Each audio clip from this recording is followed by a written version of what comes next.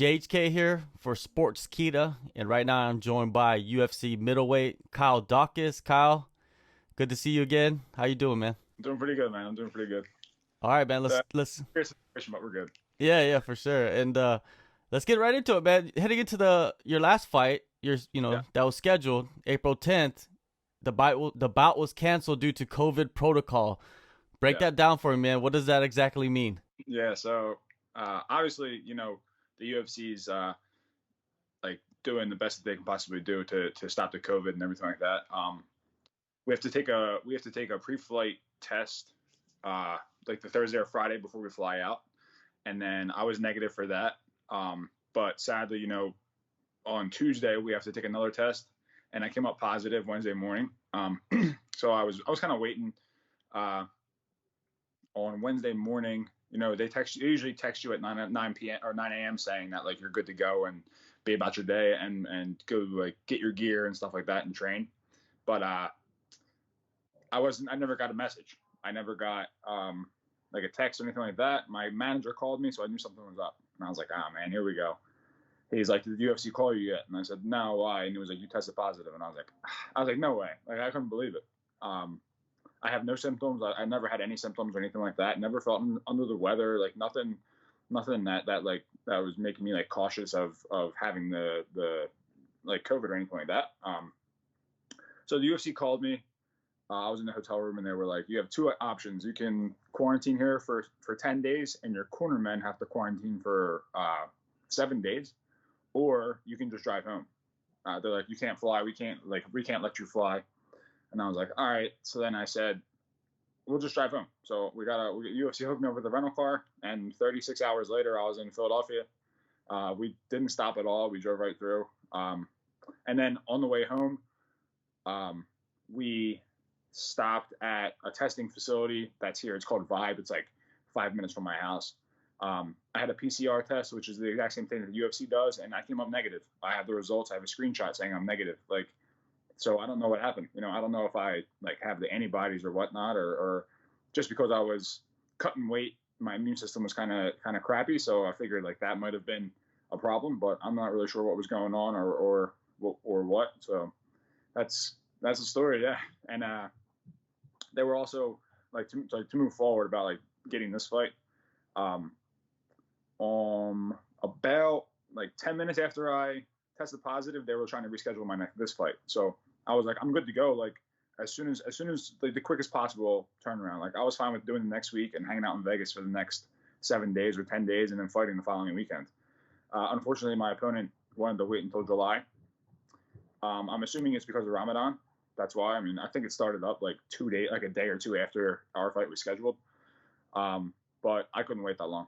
I can't wait that long. And I told them, I was like, I don't want to wait that long. Like I'll fight him in July if you guys still want to do that. But as of right now, I need to fight. So they hooked me up with Phil Hawes on May 8th, and I'm excited. So it was a false positive then. Did they tell you anything when you got back in the following weeks? Um, like the UFC and stuff. Yeah, the UFC test. No.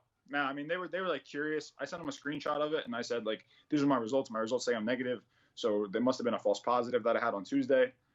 I'm not sure like what they can do or what they can't do or whatnot, but they said that they would send it to the doctors and see what they said about it. But because I tested positive with them, I still had to get another bunch of tests done before this fight just to make sure I was good to go. But everything's clear. I'm good. I don't have it. Like I'm still negative, so everything's good.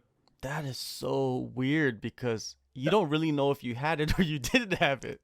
No, and the thing with me is like I didn't have symptoms, but like something felt weird on the flight. Like I was on the flight and I was like, something just feels different about this trip. Like we're here, but something like I didn't feel like I didn't have the jitters when I hate flying first off. So when I'm on the flight, I have jitters, but I wasn't like as nervous on the flight or anything like that. And then when we got there, like I was comfortable. We had worked out like maybe 3 hours after we had gotten there. I got a really good workout in, and I felt great. But something just seemed like something like mentally didn't seem okay. I was like always worried about something. I don't know what it was. And then Wednesday I got the call and I was pissed. So I mean, I don't know if I just kind of made it happen through like law of attraction type of stuff or whatnot, but yeah, it's weird. Yeah. And so your cornermen, they're all negative. Your Yeah, family, your my gym.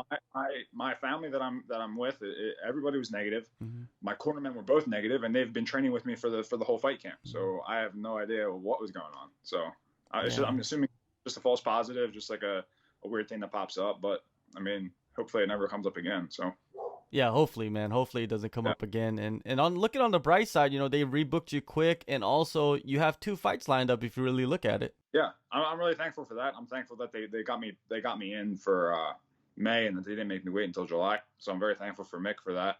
Um, I do kind of think I'm double booked as well, but I'm not really sure. Like he said, like we're gonna try to push it in July. So, I mean, this fight's gonna go great, and then I'm gonna be ready to go. So it's gonna be good. I'll have a week or so off, and then right back in the next camp. So something to look forward to in a way. Yeah, and this is a unique set of circumstances for you and Phil Hawes, because Phil Hawes Yep. was scheduled to fight Deron Win, and then they pushed him forward to face off with you, and he's also double booked. Because I talked to him last week, and he was talking about, yeah, man, I'll fight this guy, and then I'll turn around and try to fight the other guy, and I'm like, man, this is a weird, just I guess this is COVID era situations. Yeah, yeah. This is everything that's happening now, man. We're getting double booked. But I mean, I can't look past May 8th. So I'm dead set on May 8th. I'm not looking past it. I can't wait to get in the cage and get to work and just prove that I'm one of the top middleweights to be a force to be messed with in this division. All right, before we get into the fight a little bit more, I just wanted to ask you about the car ride. 36 hours. I've driven across Yeah, country multiple times, but never 36 hours. It took me like 4 or 5 days. yeah. We were actually scheduled to stop in the middle of Kansas. We were scheduled to stop.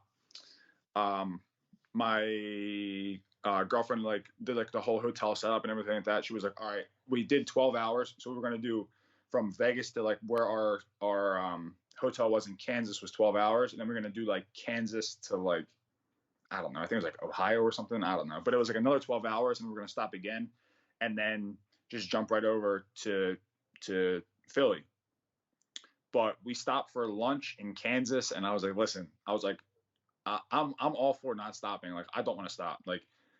If we stop now, I'm gonna be miserable, and we're not gonna get home until Sunday and whatnot. And we left on Wednesday at 7, and then we got home at Friday at 1 p.m. So it worked out. Me and my brother and I and my coach, we all flip flop about every 4 or 5 hours of driving. So it was crazy, but and we all said to each other we always wanted to drive across country, but never under these circumstances in such a small car as well. Yeah. So I mean, I'm not gonna ever do it again. So Yeah.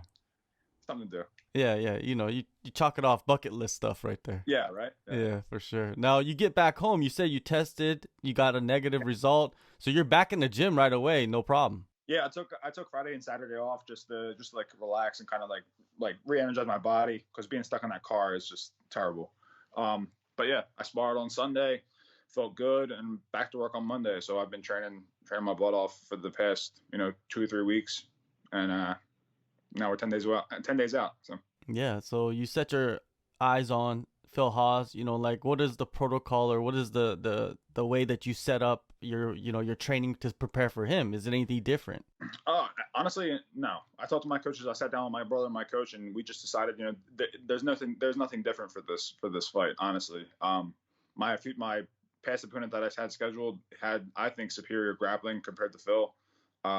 Phil's just one of those guys. It's a tough wrestler that just looks to strike. If he can't really get you out of the first round, he just looks to grapple for the rest of the rounds. But I really don't think he's gonna be able to stand with me. And if we go to the ground, I'm confident. I'm confident in myself wherever the fight goes. So yeah, I'm ready to go. You must have watched his last fight. It was a pretty good Yeah, fight I was back and actually, forth. yeah, I was actually there. I was Okay. there. I was in the locker room helping my brother warm up as the fight was going on. So yeah, I watched it. I watched it there. Okay, so you watched it. Did you see something? What I mean, in that fight? Because his first fight was like a 15-second knockout or something, and Yeah, he comes back in the second fight and he goes 3 rounds. What did you see in that one?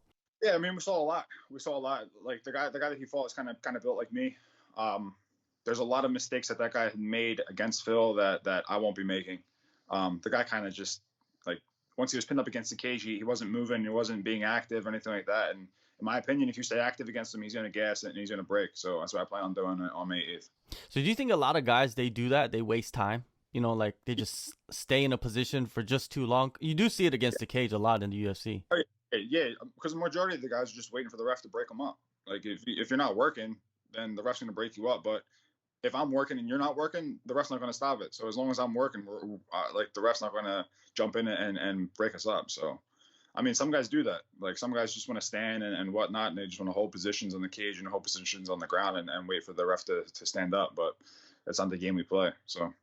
Are you taking the same people with you? It's probably gonna be like deja vu, right? Yeah, pretty much. Yeah. My coach Will and my brother are going to be in my corner for this one too. So, yeah, they're always going to be in my corner. So I don't think they'll ever not be in my corner unless something's happening. So. All right, for sure, man. Now, you know, what do you think are the keys to taking out Hawes? Just using my range, using my distance. He's short. I've actually like seen him in person with my brothers. When we were there for my brother's fight against Olenek, he was there. Kind of eyeballed him up a little bit. He's very short. I can tell you that. But from the like Tapology pages and stuff like that, his reach is almost as long as mine. So it's weird. It's weird to think of a guy that's that short with the same length arms as me. So it's gonna be a little bit different fighting him, but I'm up for the challenge and I can't wait. Yeah, fighters, you see all kinds of unique builds. You know what I mean? Yeah. Like body types. I don't know. Like sometimes I'll see fighters, I'm like, dang, how is his elbows like at his hip? You know what I mean? Like just the range is just insane sometimes, right?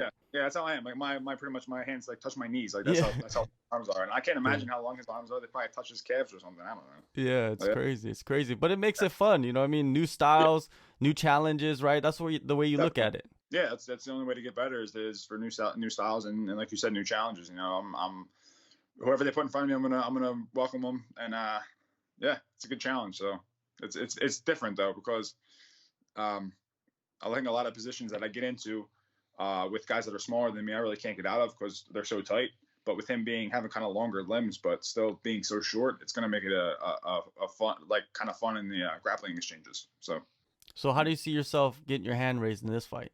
I think I'm gonna finish him in the second round, either TKO or a sub. I think the first round I'm gonna put a pace on him. He's just gonna break, and coming out in that second round, I'm not gonna be tired, and I believe he will be, and I'm gonna finish him. Nice man. Always good catching up with you, man. May 8th, you're back there. Hopefully you make it there, man. And hey, Chris, what's the update on him? Actually just got word on something, but I can't really announce anything yet.